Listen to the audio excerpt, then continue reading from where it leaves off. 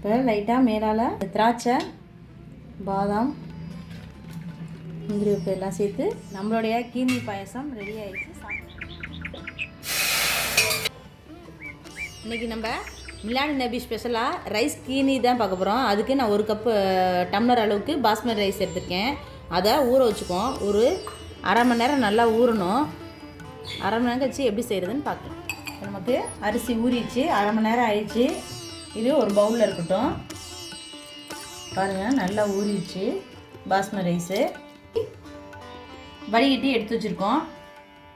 இப்போ அதுக்கு தேவையான 1 டம்ளர் அளவுக்கு பால் சேர்த்துக்குவோம். ஃபஸ்ட்டு கடாயில் நான் இன்றைக்கி வந்து பசும்பால் தான் எடுத்திருக்கேன்.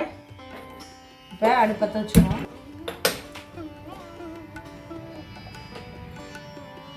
இப்போ பால் நல்லா கொதிச்சு வர வரைக்கும் வெயிட் பண்ணணும். நல்லா தேவையான பொருள் எடுத்துடலாம். இப்போ 1 கப் அளவுக்கு சர்க்கரை எடுத்து வச்சுருக்கேன்.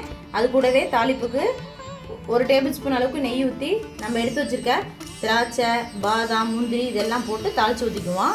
இப்போ பால் பாருங்கள் பொங்கிருச்சு நல்லா. இந்த ஸ்டேஜில் அடுப்பை நல்லா சிம்மில் வச்சுட்டு நம்ம லைட்டாக ஸ்டார்ட் நம்ம வடிகட்டி வச்சுருக்கோம் பார்த்திங்களா அரிசி, அதை வந்து அது கூட சேர்த்துக்கணும். இது நல்லா வெந்து வரட்டும். 1 டேபிள் ஸ்பூன் அளவுக்கு ரவை மட்டும் அது கூட சேர்த்துக்கிறேன்.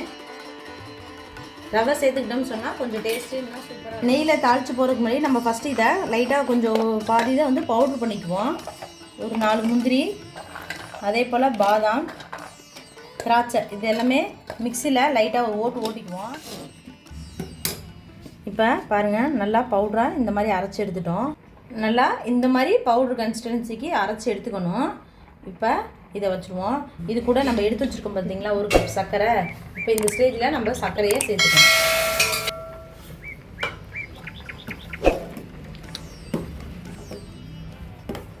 நல்லா 2 கிளறி விட்டுட்டு நம்ம அரைச்சி வச்சுருக்க பாதாம் முந்திரி திராட்சை அதையும் அது கூட சேர்த்துக்குவோம்.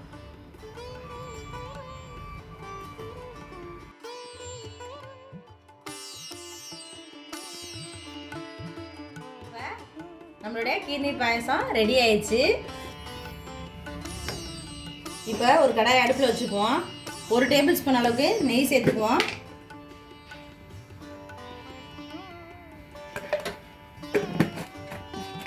பாதாமை இந்த மாதிரி நம்ம ஒரு ஸ்லைடு வச்சு நல்லா சீச்சு எடுத்துக்குவோம். முந்திரி வெடிப்பையும் வச்சு ஸ்லைட் பண்ணிக்குவோம். இது நம்ம ஒரு பவுலில் மாற்றிக்குவோம். நெய் நல்லா காஞ்சிருச்சு. நம்ம எடுத்து வச்சுருக்க முந்திரி பாதாம் இதெல்லாம் லைட்டாக ரோஸ்ட் பண்ணிவிட்டு இது அப்படியே அந்த கீர்னி பாயசத்தில் சேர்த்துக்குவோம்.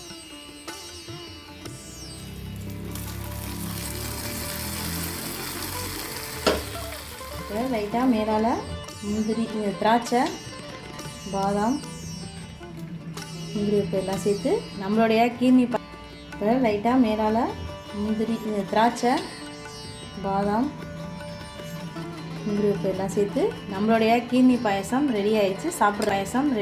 சாப்பிட்றதுக்கு வாங்க சாப்பிட்லாம். இந்த வீடியோ பிடிச்சிருந்தா லைக் பண்ணுங்கள், ஷேர் பண்ணுங்கள், மறக்காமல் சப்ஸ்கிரைப் பண்ணிடுங்க. தேங்க்யூ ஃபார் வாட்சிங்.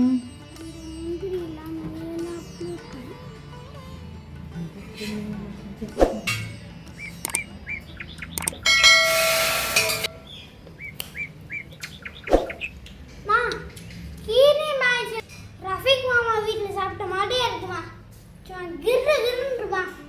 மிட்டு சப்ஸ்கிரைப் பண்ணுங்க.